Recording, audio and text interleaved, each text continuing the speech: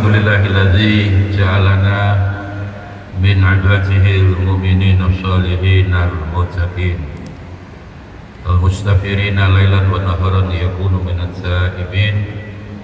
Asyhadu an la ilaha illallah wahdahu la syarika lah wa asyhadu anna sayyidana Muhammadan abduhu wa rasuluhu wa habibuhu wa khaliluhu. Innallaha azza min qailin innallaha malaikatahu yusholluna 'alan nabi ya ayyuhalladzina amanu shallu 'alaihi wa sallimu taslima. Allahumma shalli wa sallim wa barik ala sayyidina Muhammad Allahumma shalli wa sallim wa alihi alaihi. wa ashabihi ajma'in. Ba'd fa ibadallah usikum wa nafsi bi taqwallah wa taquun. Liqaulillah subhanahu wa ta'ala fil Qur'anil Karim.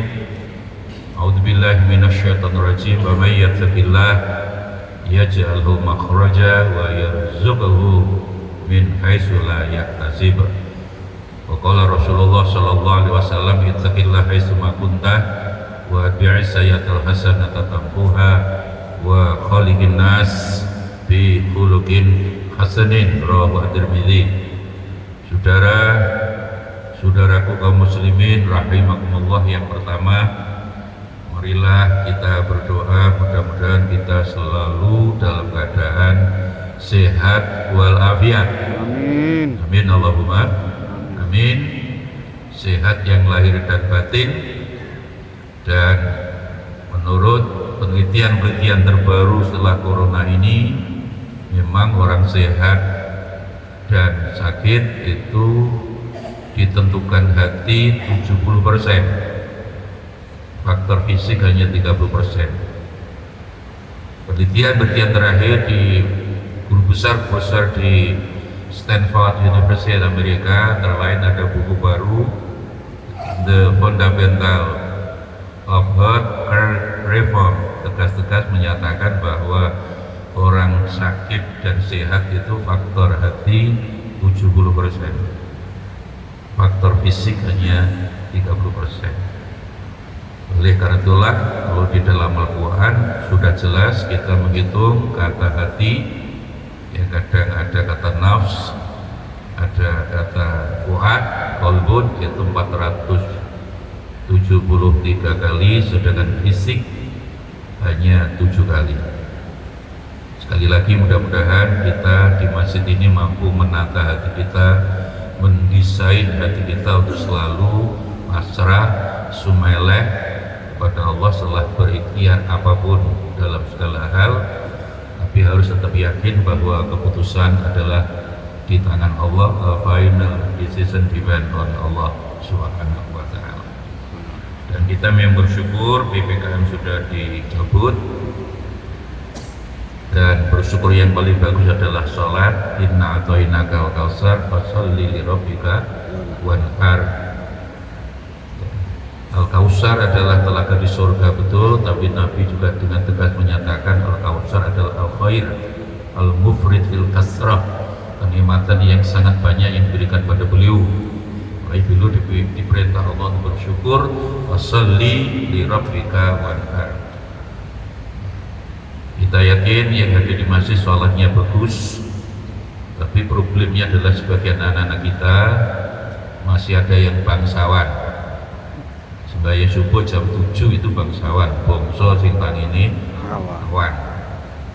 Kita ikuti Nabi Ibrahim ketika bangun Ka'bah selesai dengan Nabi Ismail, agar dijadikan kiblat sholat anak turun Nabi Ibrahim seluruh dunia, berdoa Rabbi ja'alni muqimas shalah wa min dzurriyyati rabbana wa taqabbal.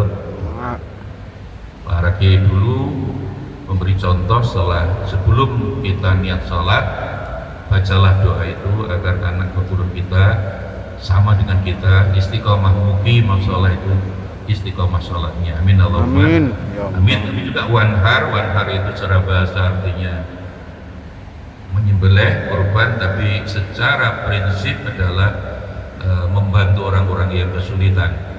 Hablum minallah sholat, tapi juga hablum minan nas, itu satu kesatuan. Walaupun sholatnya baik, kalau komitmen kesalehan sosialnya kurang, belum tentu bisa masuk surga.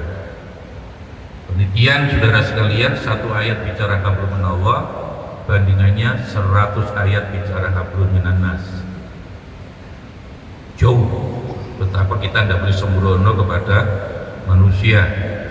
Hadis Bukhari itu kalau diteliti hanya sepertiga saja yang berbicara hablum minallah, berarti 2/3 bicara hablum minannas. Ketika hadis Bukhari disyarah oleh Imam Ibnu Hajar dengan Fathul Bari yang 20 jilid, setelah diteliti oleh para ulama hanya 4 jilid saja yang berbicara hablum minallah, berarti sisanya 16 jilid minannas. Maka dalam konteks inilah empati kita, rasa getaran hati kita membantu orang-orang yang membutuhkan, fuqara masakin, itu menjadi ukuran kepada orang yang sholatnya baik, bahkan tiap hari puasa, malam hari sembahyang tahajud, baca Quran, tapi kurang tergerak hatinya membantu orang-orang yang sulit tetangganya. Dilaporkan Rasulullah, jawab Nabi, orang itu haram masuk surga. Jadi wasoli wanhar itu satu kesatuan, tidak boleh kita anggap sholatnya baik tapi kita tidak punya komitmen kemanusiaan, belum tentu. Ini yang pertama.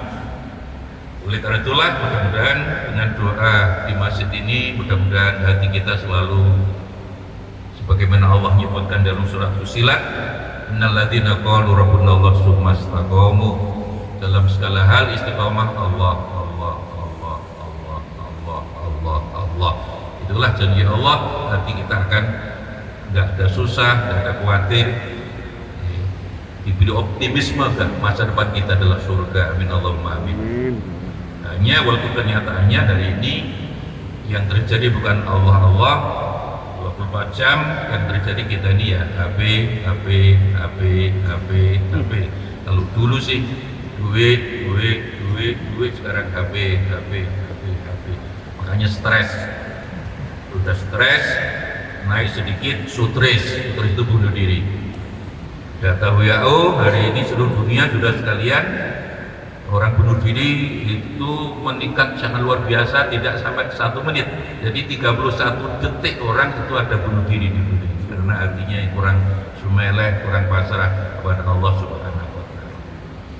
Selanjutnya hari ini kita diajak mengkaji ulang tentang Nabi Musa yang diperintah Allah belajar kepada Nabi Khidir, yang bisa dicek di dalam surat Al-Kahfi ayat 71 sampai 82. Yang pertama menyimak 3 hal. Bismillahirrahmanirrahim. Fantalaqa hatta idza raqiba safinah qaraqaha. Ketika bersama Nabi Khidir naik safinah, perahu kapal, tapi dilubangi. Nabi Musa marah. Padahal sudah janji tidak boleh marah apapun yang dilakukan Nabi Khidir, karena yang dilakukan Nabi Khidir ini adalah perintah Allah, bukan kehendak Nabi Khidir. Yang kedua, wantolago kata idza laqiya gulaman faqatalahu. Setelah berjalan lagi, intolago dhahaba, kemudian bertemu seorang remaja, anak remaja yang menurut pandangan Nabi Musa baik, tapi dibunuh oleh Nabi Khidir. Lagi-lagi Nabi Musa marah, menyalahkan Nabi Khidir. Dan yang ketiga, berjalan lagi masuk kampung dalam keadaan lapar, tidak ada satupun kampung itu yang mau memberi makan. Istat amalaha fa'abau. Tetapi ketika berdua ketemu dengan tembok yang miring, yang hampir jatuh oleh Nabi Khidir, dengan tangan kiri aja tembok itu berdiri lagi, ditegakkan pada tembok itu panjangnya 5 km, tingginya 3 km, dengan lebar kurang lebih 1 km. Nabi Musa marah lagi. Inilah sebenarnya saudara sekalian, Nabi Khidir ini menyatakan wa ma fa'altu an amri Nabi Musa, aku ini perintah Allah. Dan dijelaskan mengapa harus perahu dilubangi, karena di depan sudah ada raja yang zalim yang akan merampas semua perahu yang masih baik-baik. Ada perahu itu milik warisan untuk menghidupi 10 anak. 10 anak itu yang 5 lumpuh di rumah, yang dengan perahu itu 5 itu yang sehat lahir batin, yang 1 orang, yang 1 di perahu itu buta, yang 1 tuli, yang 1 kakinya hilang 1, yang 1 kakinya yang pentong itu. Jadi praktis yang meninggal hanya 1 orang. dilubangi agar tidak dirampas. Kalau perahu jelek kan dirampas, kalau tidak dilubangi nanti dirampas. Ini yang pertama. Yang kedua, mengapa harus dibunuh remaja tadi? Perintah Allah Nabi Musa karena anak itu kafir, sedang merayu ibu bapaknya agar ikut kafir, padahal ibu bapaknya sangat cinta. Allah suruh membunuhnya, kamu bunuh. Nabi Khidir, nanti Allah skenario-nya akan ibu tadi akan melahirkan anak, dari anak perempuan tadi melahirkan anak seorang nabi. Yang ketiga, mengapa tembok harus ditegakkan? Kan di dalamnya ada emas perak tinggalannya anak-anak yatim yang nanti kalau sudah dewasa akan diambil wasiatnya. Saudara sekalian, prinsip Nabi Musa yang memang terkenal nabi yang terlalu syariat. Syariat itu melihat segala sesuatu, mengambil keputusan itu hanya dengan mata kepala, tidak mata hati. Maka prinsipnya Nabi Musa harus mengasah mata hatinya, indera keenamnya. Jangan hanya ngambil keputusan dengan apa yang dilihat oleh mata. Itu prinsipnya. Dengan lebih interi. Dalam bahasa sekarang, kecerdasan emosional, kecerdasan spiritual. Bahwa Allah memberikan dua kecerdasan, atau otak, yang kedua kecerdasan hati. Dan menurut penelitian terakhir para ahli psikologi kepribadian, perilaku, orang sukses di dunia ini ditentukan otak, IQ itu hanya 27%. Walaupun otaknya cerdas tapi kurang sabar, kurang ulet, kurang taban, tidak akan berhasil. Lah, skill itu hanya sisanya 8%. Jadi catatan terakhir para ilmuwan, jadi orang hidup di dunia kalau ingin sukses, otak itu hanya 27%, hati ini 2 kali lipat 54%, sisanya 8% itu skill. Ada orang sekarang memandang otak segalanya, tidak. Insting saudara, SD mboten lulus, dikeluarkan karena saking gobloknya. Masuk high school, SMA ditolak lagi karena dianggap sangat goblok. Masuk perguruan tinggi juga ditolak, akhirnya umur 20 tahun bekerja. Umur 26 tahun ternyata pekerjaannya kasar, bisa menciptakan teori relativitas. Dan 15 tahun kemudian dia dinyatakan hadiah Nobel, orang yang paling cerdas di abad 20 dari Einstein. Kemajuan saat ini 40, 50, 60 itu dimulai daripada teorinya Einstein. Padahal SD saja tidak lulus, S1, S2, S3 apalagi. Dokter juga enggak, apakah dokter ya yang sekolah betul atau dokter yang honoris causa juga tidak. Profesor juga tidak. Pada sekarang profesor honoris causa. Kadang diplesetkan humoris causa. Ini saudara-saudara sekalian, jadi Einstein kalau ditanya ada goblok, akhirnya dinyatakan orang tercerdas di dunia ini. Dia selalu mengatakan I didn't arrive with rational choice. Saya ini, dia satu angka dengan Sigmund Freud, biografinya ahli psikologi analisis itu. Loh, saya kan bilang kalau berpikir tidak dari otak, dari hati. Bahkan dia mengatakan sangat membenci kata-kata yang sering bohong, tidak dari hati yang tulus, hanya diucapkan tapi tidak sesuai dengan kenyataannya. I very rarely of what at all. Itulah saudara sekalian. Jadi Nabi Musa ini berarti kita harus menajamkan hati kita dengan ibadah. Yang paling prinsip, betul-betul yang kita lakukan harus karena Allah, baru kecerdasannya muncul. Ya sebenarnya sesuai dengan kita nanti sholat Jumat usolli fardhu Jumati lillah, bukan lil surga, bukan takut neraka, juga tidak. Bisa kita sholat niku, kita sholat niat untuk mencari surga, ya salah. Takut neraka salah, cari bahagia juga salah. Betul-betul karena Allah. Itulah kecerdasan spiritual. Di hadis Bukhari, saudara sekalian, hadis Bukhari. Suatu hari Nabi bangun tidur, dawuh aneh, dawuhnya tidak seperti biasa, supaya orang mencari surga, memperbanyak pahala, tidak. Nabi mengatakan la yadkhula jannata ahadun bi amalihi. Saudara, orang masuk surga bukan karena modal amal. Aneh. Kemudian qalu, ada sahabat pertama bertanya, ya Rasulullah, termasuk panjenengan? Wala anta ya Rasulullah. Iya. Bukan begitu, orang masuk surga modalnya apa? Ya modalnya hanya karena mendapatkan ridho Allah. Jadi saudara sekalian, asbabul wurud di sini kalau kita baca, Nabi baru diajak malaikat Jibril. Ditunjukkan keadaan di akhirat. Muhammad, nanti ada keadaan di akhirat seperti ini. Orang digiring masuk surga oleh malaikat, dihormati betul, memang amalnya banyak. Ketemu Gusti Allah, liqa Allah itu pasti. Kami menghitung liqa Allah, bertemu Allah itu 15 kali kata liqa Allah di Quran. Berarti ketemu Allah pasti, kita pasti senang. Ketemu anak saja senang, ketemu istri aja senang,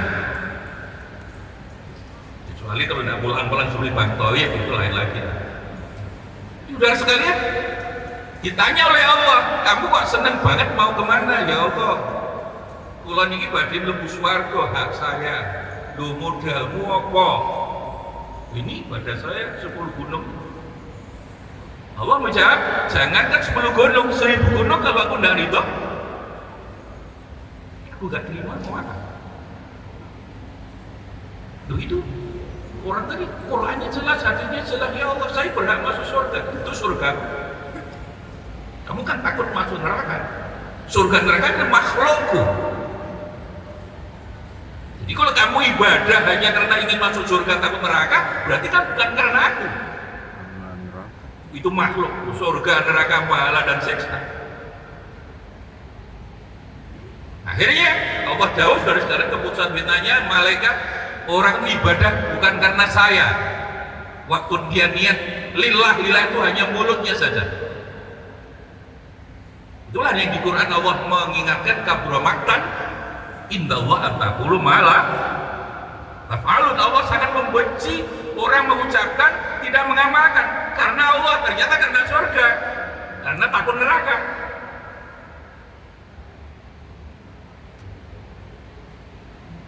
Hadirin rahimakumullah. Jadi dari kisah Nabi Musa itu sebenarnya disinilah kecerdasan itu dimulai dengan segala ya karena Allah, betul, bukan karena surga, karena neraka, apalagi hanya karena sholat ingin bahagia, itu sangat tidak dibenarkan. Loh, kalau begitu gimana Qurannya juga menjelaskan agar kita pahala banyak? Nah, disinilah akhirnya para ulama, saudara sekalian, dalam konteks yang syariat ada thariqat, ada hakikat. Jadi orang yang ibadahnya karena ingin masuk surga, takut neraka, itu syariat, itu ashabul bidayah, itu para pemula, itu anak kecil, boleh, Allah tidak melarang. Barangkali seperti kita dulu waktu kecil diajak ke masjid, tidak mau oleh orang tua kita, bapak kita, mau bah nanti tak tukoni es krim, enggak, budal ikut ke masjid. Jadi surga neraka itu hakikatnya seperti itu. Kami dulu kalau hari Kamis diajak ayah ke makam, saya tidak takut juga, tidak usah Pak, tak tukoni dawet, enggak. Jadi ke kuburan bukan mendoakan ahli kubur, ingin tukoni dawet. Jadi orang itu syariat, boleh. Allah kan tidak melihat boleh sebenarnya, rukuk, sujud, ini baca apa, nanti puasa, tidak makan, tidak minum, tidak kumpul mulai subuh, itu kan boleh. Allah tidak pernah melihat boleh, yang paling prinsip hati. Hatinya gimana? Ini hadis Bukhari kan? Boleh. Kalau kita ingin cari surga neraka boleh, tapi itu anak kecil.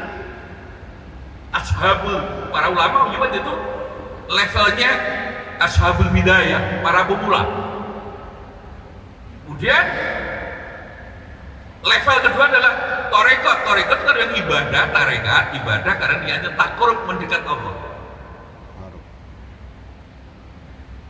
Tapi melihat hadis tadi, saudara sekalian, yang paling dikendaki adalah orang yang ibadah apapun ya karena Allahnya, zat Allah, bukan karena surganya, bukan takut nerakanya, bukan hanya sekedar memperbanyak pahala dan menjauhi siksa.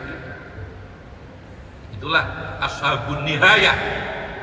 Jadi dari hadis Bukhari ini saudara sekalian, dan hubungannya dengan kasus Nabi Musa di sini. Orang harus betul-betul berusaha, kalau lillah ya lillah, bukan dari surga. Tapi Allah tidak melarang. Sekali lagi, kalau ada orang, oh saya ingin pahala banyak, saya ingin Jumatan kan Al-Akbar, biasanya ada Jumat berkah, ada nasi bungkusnya, kotaknya misalnya, boleh, silakan. Hidup ini memilih, tidak dipaksa oleh Allah. Jangan kan urusan pahala saja, beriman aja tidak dipaksa oleh Allah. La ikraha fiddin. Ya, Nabi Muhammad ketika ingin semua orang beriman, turun surat Yunus 99.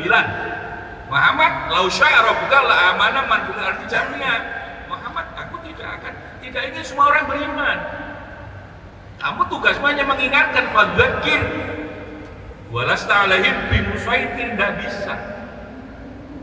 Ketika ketuhanan yang Maha Esa itu sudah sekalian dalam konteks memaksa, berarti juga tidak boleh. Allah tidak memaksa, mengingatkan. Iya, Allah itu loh dalam surat Taghabun ayat 2, saudara sekalian, Allah ingin menciptakan orang itu faminhum kafirun wa minkum mu'min. Ada yang kafir biar neraka ana sing nggoni, dan dari yang mukmin surga. Demi Allah. Sama dengan ibadah, kalau kita hanya ingin masuk surga silakan, tapi sekali lagi itu pemula. Dan yang paling kita khawatirkan kalau kita nanti ketemu Allah, yang paling dikehendaki Allah adalah hakikat. Itulah syariat, itu rekod hakikat. Syariat itu kulit, tapi tidak ada kulit. Hingga kita kadang sedih kalau ada orang syariat hanya disederhanakan celono cingkrang, lendak celono cingkrang lebih neraka, itu literasinya kurang. Sangat sederhana memahami syariat. Kulit syariat itu Allah. Kalau tidak jenggoten, swarga, neraka, itu sangat kulit. Esensinya bukan begitu. Memang banyak orang hari ini ahli agama tapi tidak komprehensif, literasinya kurang tentang agama. Dan Nabi juga mengingatkan, saya tiala nasi zamanun fihi kasirul khutbah wa qalilul ulama. Akan datang zaman Nabi sing akeh tukang pidato, dia tidak ngerti agama. Wa qalilul ulama, ulamanya sedikit yang ahli benar. Ada hadis yang sahih lagi, yang paling dibuat dari Nabi, akan Allah tidak nyebut ibu, yang nyebut ulamanya yang ahli betul meninggal dunia, tidak ada yang meneruskan, yang belajar. Yang ada jualan, wong goblok dianggap kiai, bahkan tidak wali. Kita khawatir sudah datang zaman seperti itu. Maka belajarlah yang paling esensi, yang paling dikehendaki oleh Allah Subhanahu wa Ta'ala. Dan sekalian itulah makanya sebentar kita masuk bulan Ramadan, kiai yang memberi doa kita juga bagus. Asyhadu an la ilaha illallah astaghfirullah nas'aluka ridhaka, baru aja yang esensi ridho Allah. Cari ridho Allah, bukan cari pahala, bukan ingin masuk surga, walaupun boleh. Nas'aluka ridhaka wal jannah. Hanya beberapa ulama menyebutkan nas'aluka ridhaka, ya Allah, tidak perlu jannah, karena sudah yakin betul Allah tidak zalim, tidak mungkin in khairan fa khairun wa in syarran fa syarrun. Allah banyak ayat menyebutkan la tudlamun, tidak mungkin Allah lewat malaikat mencatat api ditulis elek, tulis api, itu tidak mungkin. Percaya betul Allah rahim, Allah sayang. Pak, yang penting aku Pak, Allah boleh ridhonya Gusti Allah lillah, ya seperti niat kita. Usolli fardhu Jumati lillah, nawa itu sama godin lillah, buati mukhajal umrata lillah, bukan lil koplok putih, lil gelar haji, ya tidak. Memang kadang-kadang kalau kita berpikir ada keanehan-keanehan. Orang sholat tidak dipanggil Pak sholat, Bu sholat, kulit sholat, Mbah sholat, nggih mboten wonten.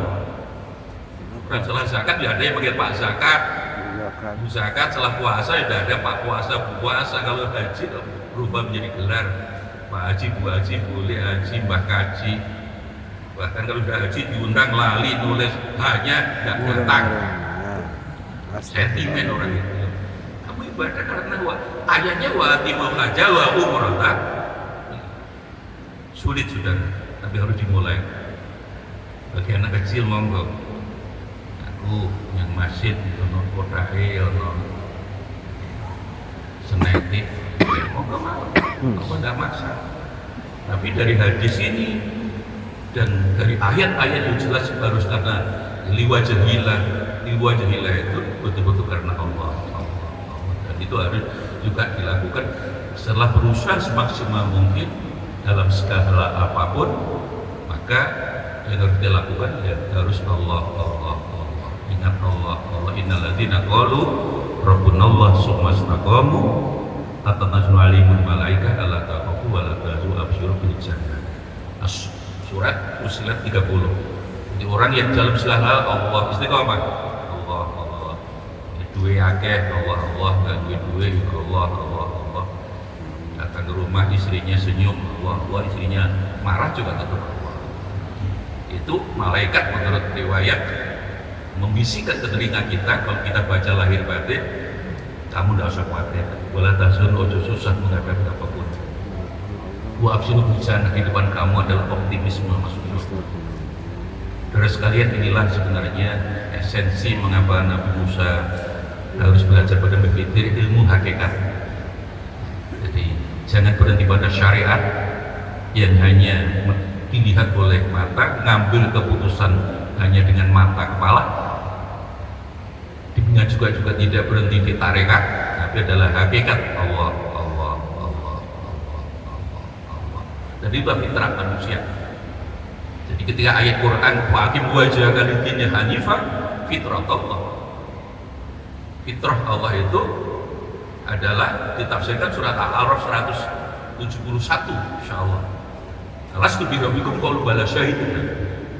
Jadi ketika kita dulu di rahim ibu kita masing-masing, sebelum dimasukkan nyawa, setelah dimasukkan nyawa 120 hari, ditanya Allah, alastu bi rabbikum qalu bala syahidun. Kamu harus mengakui aku sebagai Tuhanmu. Nggih Gusti.